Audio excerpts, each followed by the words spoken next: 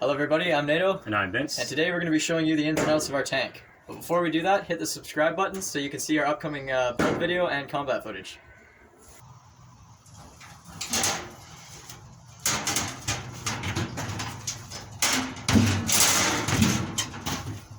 So here we are, ladies and gentlemen, at our turret, which does fully spin all the way around, as some people were wondering. And with the help of two spring pistons, it has a movable gun that goes up and down a certain distance. I couldn't tell you how much. And that's about it for the turret. Now, if you follow me back here. This is where the magic happens. These plates were designed for ease of access to allow us to make repairs, adjustments.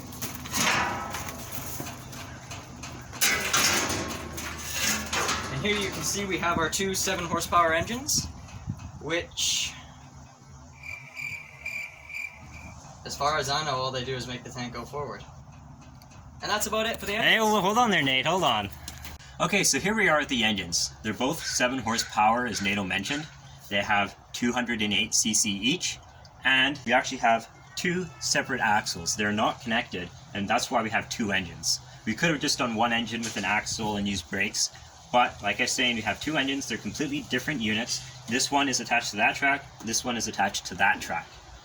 Now, let's get into talking about the transmission. So right off the engine, we have our transmission starting. It all starts with this CVT. It is a very common go-kart part. How it works is we have this top pulley, which is attached to the engine crankshaft, and normally this pulley doesn't actually fit the belt. It is too wide. Now, while idling, it remains wide, but as the RPM picks up, a plate on the inside of this pulley moves inward and makes contact with this belt, which will start the belt spinning. The belt spinning turns this pulley at the bottom. Now, because it doesn't engage until the RPM picks up enough, it works as a clutch. We don't need to step on a clutch or anything. It's like an automatic transmission. It will start as we press on the gas. Now, as it spins even faster, this plate will want to move in even more. That will make this belt want to ride higher on the pulley. Now, when there's enough tension on this belt, this pulley will expand. This has a whole spring system so that it can expand, and when this one expands, the belt's going to ride lower. So as this one rides higher, this one's going to ride lower. So we can get all the different ratios we need, so that when we start up, we need the extra torque, but as we start moving, we need less torque, but it's going to move even faster. So it works giving us the different speeds we need, and it works as the clutch. Now, there's more to it than that. We have all these sprockets down here, and I'm going to get into that right now. So here we are at the CVT again, and on the bottom pulley there's an axle. It is called the jack shaft. On the jack shaft there are two things. There is the big pulley, which is driven by this pulley. It's called the driven pulley, and it's also got a 10-tooth sprocket, 40/41 roller chain sprocket. They're on the same axle, so if this one spins, the sprocket spins.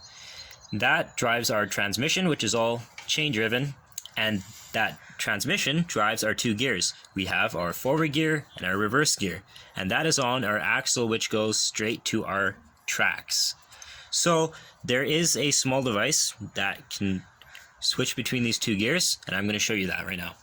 So as you can see in this picture, the axle has two sprockets welded to the end that drive the track. On the other end, there is a slot, which is a vital part of the transmission. There is a key that runs through this slot, and on the key there are two posts which can engage in one of these parts. These parts spin around the axle, and the forward sprocket and reverse sprocket each have one of them welded to them. The forward and reverse sprockets are also welded to bearings which ride on the axle. So if this part isn't engaged to the key, then the sprocket will not drive the axle as it is on a bearing.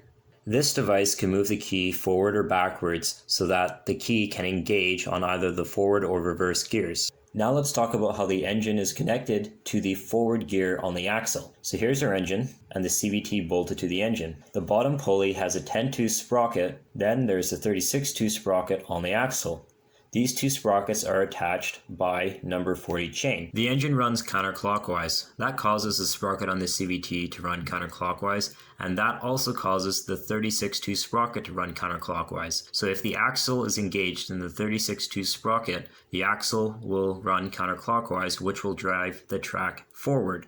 So now let's talk about the reverse gear. For the reverse gear, a 22 sprocket is pushed up against the bottom of the chain and an idler pulley is placed below that so that the chain can wrap around the 22 sprocket so that the chain doesn't skip. On the same axle as the 22 sprocket is a 12-tooth sprocket, and on the main axle there's a 22-tooth sprocket, which is our reverse gear.